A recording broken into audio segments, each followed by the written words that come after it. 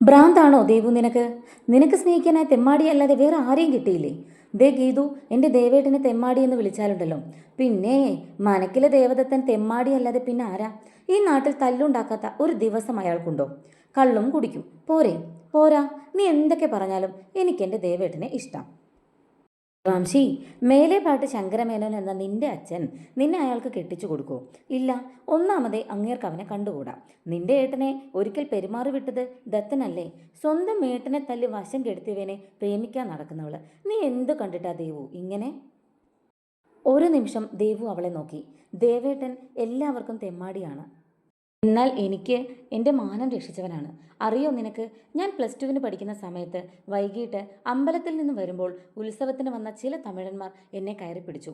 അന്ന് അവിടെ ദേവേട്ടൻ വന്നില്ലായിരുന്നുവെങ്കിൽ ഞാനിന്നില്ല ഗീതു. ആ രാത്രി തീരുമാനിച്ചതാ ഞാൻ, ഈ ജീവിതം അതിൻ്റെ ദേവേട്ടൻ്റെ ഒപ്പമാണെന്ന്. അതിനാണോ മോളെ നീ നിനക്ക് വരുന്ന കല്യാണങ്ങളെല്ലാം ഈ മുടക്കുന്നത്? പറ, നിന്റെ അച്ഛൻ ഇതൊക്കെ അറിഞ്ഞാൽ എന്തു ചെയ്യും?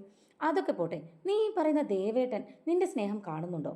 നീ അയാളോട് സ്നേഹം പറഞ്ഞപ്പോൾ നിനക്ക് കിട്ടിയ അടിയുടെ ചൂട് മാറിയിട്ടില്ലല്ലോ. അത് കേട്ടപ്പോൾ ദേവു അവളുടെ കവിളിലൊന്ന് തൊട്ടു. സാവധാനം പുഞ്ചിരിച്ചു. ഇതേ സമയം തൻ്റെ വർക്ക് ഷോപ്പിൽ ഒഴിച്ചുവെച്ച മദ്യം വായിലേക്ക് കമിഴ്ത്തുകയാണ് ദത്തൻ. അവൻ്റെ കൂട്ടുകാരായ ഉണ്ണിയും വിഷ്ണുവും ഉണ്ട്. അറിഞ്ഞോ, ദേവാംശിയുടെ കല്യാണം ഇപ്രാവശ്യവും മുടങ്ങിത്രേ. ഉണ്ണി പറഞ്ഞു. അവൾ രണ്ടും കൽപ്പിച്ച. ദത്താ മോനെ, അവൾ നിന്നെ കൊണ്ടേ പോകൂ. നോക്കിക്കോ, ഉണ്ണി പറഞ്ഞു. ദേ ഉണ്ണി, മിണ്ടാതെ ഇരുന്നില്ലെങ്കിൽ നിന്നെ ഞാൻ ചവിട്ടി പുറത്തിടും. അവളുടെ ഒരു പ്രേമം. പെറ്റ തള്ളയ്ക്ക് വേണ്ടാത്ത ഒരുത്തനെ തന്നെ വേണം അവൾക്ക് പ്രേമിക്കാൻ. ദത്തൻ്റെ കണ്ണിൽ ദേഷ്യം നിറഞ്ഞു. മനക്കിലെ ഭാസ്കരൻ്റെയും സാവിത്രിയുടെയും മകനാണ് ദത്തൻ. ദത്തനെ ഗർഭിണിയായിരിക്കുമ്പോൾ തന്നെ ഭാസ്കരൻ മരണപ്പെട്ടു. ദത്തനെ പ്രസവിച്ച ഉടനെ കുഞ്ഞിനെ ഭാസ്കരൻ്റെ അമ്മയുടെ കയ്യിൽ ഏൽപ്പിച്ച് സാവിത്രി പോയി. അവർ മറ്റൊരു വിവാഹം കഴിച്ചു. ദത്തനെ അവൻ്റെ മുത്തശ്ശിയാണ് വളർത്തിയത്. കഴിഞ്ഞ വർഷം മുത്തശ്ശിയും അവനെ വിട്ടുപോയി. ഈ ദത്തൻ ഇങ്ങനെ തെമ്മാടിയായി ജീവിക്കും, ഇങ്ങനെ തന്നെ മരിക്കും. ഒരുത്തിയും വേണ്ട എൻ്റെ ജീവിതത്തിൽ. അതും പറഞ്ഞ് അവൻ കണ്ണുകളടച്ചു. അപ്പോൾ അവൻ്റെ മനസ്സിൽ ഒരു മുഖം തെളിഞ്ഞു വന്നു. തന്നെ കാണുമ്പോഴെല്ലാം പ്രണയത്തോടെ നോക്കുന്നവളുടെ. അവൻ തലയൊന്നു കുടഞ്ഞു. ഈ സമയം മേലെ പാട്ട്. ശങ്കരേട്ടാ, ഇതും മുടങ്ങിയില്ലോ. ഇനി എന്താ ചെയ്യാ? ശങ്കരൻ ഉമ്മറത്തേക്ക് വന്നിരുന്നു. വഴി ഞാൻ കണ്ടുവച്ചിട്ടുണ്ട് സുഭദ്രേ. ഞാൻ ലക്ഷ്മിയെ വിളിച്ചിരുന്നു. ജിത്തുവിനെ കൊണ്ട് ദേവുവിനെ കെട്ടിക്കാൻ അവൾക്ക് സമ്മത. നോക്കട്ടെ ആരാ ഇനി തടസ്സം വരുന്നതെന്ന്. ഈ മാസം തന്നെ പറ്റുമെങ്കിൽ വിവാഹം നടത്തണം. എന്നെ തോൽപ്പിക്കാൻ നോക്കുന്നവരോടുള്ള എൻ്റെ വാശി. നാളെ അവരൊക്കെ വരും. ചെറിയൊരു മോതിരം മാറ്റം. നമ്മൾ മാത്രം മതി, വേറെ ആരും വേണ്ട. സുഭദ്രയ്ക്ക് ഉറപ്പായി അയാൾ തീരുമാനിച്ചു കഴിഞ്ഞു എന്ന്. രാത്രി വാതിലിലുള്ള മുട്ടൽ കേട്ടാണ് ദത്തൻ ഉണർന്നത്.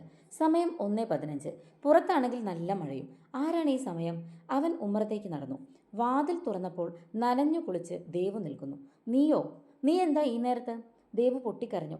നാളെ എൻ്റെ നിശ്ചയാണ്, അമ്മായിയുടെ മകൻ ജിത്തുവുമായിട്ട്. എനിക്ക് കഴിയില്ല, അതാ ഞാൻ. അതിന് ഇങ്ങോട്ട് വന്നത് എന്തിനാ? ദേവേട്ടനല്ലാതെ വേറെ ആരെയും ഞാൻ വിവാഹം കഴിക്കില്ല. അവൾ അവിടെ ഇരുന്ന് പൊട്ടിക്കരഞ്ഞു. ദത്തന് ദേഷ്യം വന്നു. നിനക്ക് ഭ്രാന്താണോ പെണ്ണെ? മര്യാദയ്ക്ക് ഇറങ്ങിപ്പോ. ഇല്ല, ദേവേട്ടന് എന്നെ വേണ്ടെങ്കിൽ ഞാൻ ചത്തുകളയും. അവൾ പറഞ്ഞതും ദത്തൻ ഞെട്ടി. ആ സമയത്താണ് ഒരു കാർ അങ്ങോട്ട് വന്നത്. അതിൽ നിന്നും ശങ്കരനും ദേവുവിൻ്റെ ഏട്ടൻ ആര്യനും ഇറങ്ങി. എടി പിഴച്ചവളെ, ഇവൻ്റെ അടുത്തേക്കാണോ നീ പോന്നത് എന്ന് പറഞ്ഞ് അയാൾ അവളെ അടിച്ചു. ദേവു ഉറക്കെ കരഞ്ഞു. അവൾ ദത്തനെ പോയി കെട്ടിപ്പിടിച്ചു. ശങ്കരൻ അത് കണ്ടപ്പോൾ ദേഷ്യം വന്നു. അയാൾ അവളെ പിടിച്ചു വലിച്ച് നിലത്തിട്ടു.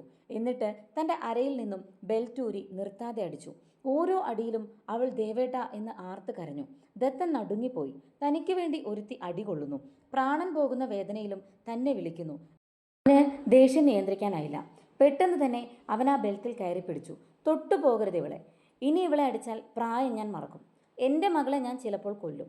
അത് ചോദിക്കാൻ നീ ആരാടാ? ഈ രാത്രി മുതൽ ഇവൾ ഈ മനക്കിൽ ദേവദത്തൻ്റെ പെണ്ണാണ്.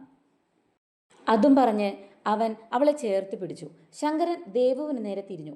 ഓർത്തോ, ഇനി എനിക്ക് ഇങ്ങനെ ഒരു മകളില്ല. അതും പറഞ്ഞ് അവർ ഇറങ്ങിപ്പോയി. ദത്തൻ അവളെ അകത്തേക്ക് കൊണ്ടുപോയി. മുറിവിലെല്ലാം മരുന്ന് വെച്ചു കൊടുത്തു. എന്തു കണ്ടിട്ടാ പെണ്ണെ നീ എന്നെ സ്നേഹിക്കുന്നത്? ദേവു ഒന്ന് പുഞ്ചിരിച്ചു.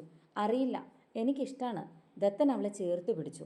പിറ്റേന്ന് രാവിലെ ക്ഷേത്രത്തിൽ വെച്ച് അവൻ അവൾക്ക് താലി ചാർത്തി. കുറച്ച് നാട്ടുകാരും ഉണ്ണിയും വിഷ്ണുവും മാത്രമാണ് ഉണ്ടായിരുന്നത്. മനക്കിലെ പടി കയറുമ്പോൾ ദേവു ഒരുപാട് സന്തോഷിച്ചു. ഇനി ഈ ദേവു ഈ തെമ്മാടിയുടേതാണ്. അവൾ ചിരിച്ചു. ഇനി അവർ ജീവിക്കട്ടെ സന്തോഷമായി. ശുഭം. ഈ കഥ ഇഷ്ടമായാൽ ലൈക്ക് അടിക്കാനും സബ്സ്ക്രൈബ് ചെയ്യാനും മറക്കല്ലേ. നന്ദി.